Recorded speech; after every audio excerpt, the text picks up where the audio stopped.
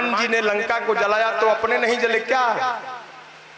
शंकर भगवान इस प्रश्न का उत्तर देते हैं, क्योंकि ज्ञानी है, ज्ञान घाट पर बैठे हैं। माता पार्वती के मन में ये शंका कि हनुमान जी क्यों नहीं जले।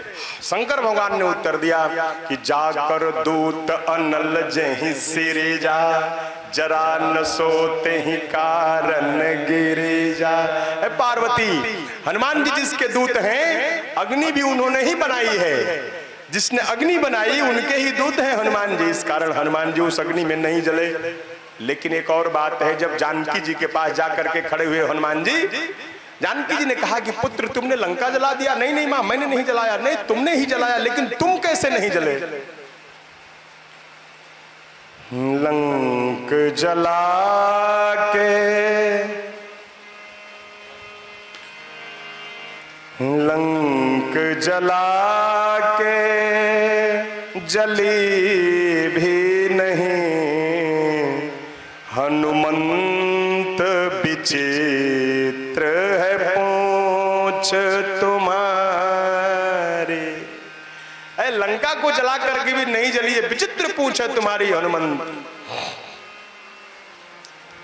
हनुमान जी ने कहा कि मां, ये कुछ भी विचित्र नहीं है, ये सब आपकी कृपा के कारण हुआ है कि मैं जला नहीं। मेरी कृपा के कारण? वो कैसे? क्योंकि मां अग्नि में रहते हुए भी कोई जलेगा नहीं, इसकी कला आपको पता है। कैसे? क्योंकि आप तो अग्नि में ही रहती हैं और फिर भी नहीं जलती हैं। भगवान ने आपको अग्नि में ही प्रवेश कराया था, आप अग्नि में प्रवेश कर गई फिर भी नहीं जली, तो ये कला तो आपने ही मुझको प्रदान की है। कैसे? क्योंकि जब राम जी ने कहा था कि जानकी अग्नि में प्रवेश करिए, तो आप राम जी के चरणों को हृदय में रख करके अग्नि में प्रवेश कर गई। और जब राम जी के चरणों को कोई अपने हृदय में रख करके अग्नि में प्रवेश करता है तो अग्नि उसका कुछ बिगाड़ती नहीं है। तो आपने तो स्वयं रघुनाथ जी के चरणों को हृदय में धारण किया और अग्नि में प्रवेश कर गई। उसी तरह आपने मुझसे भी कहा कि रघुपति चरण हृदय धरि तात मधुर फल का। आप जानती थी कि मैं फल खाने जा रहा हूं, तो ये फल खाने जाना ये अग्निकांड में जरूर बदलेगा, मुझे अग्निकांड में भाग लेना पड़ेगा। इसलिए आपने ये कह दिया कि राम जी के चरणों को अपने हृदय में धारण कर लो पुत्र, और चरणों को हृदय में धारण करके तब जाओ और जाकर के फल खाओ।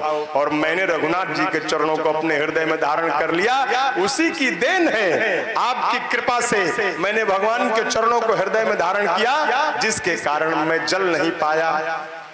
ये सब आपकी कृपा है, इसमें मेरी कोई बात नहीं।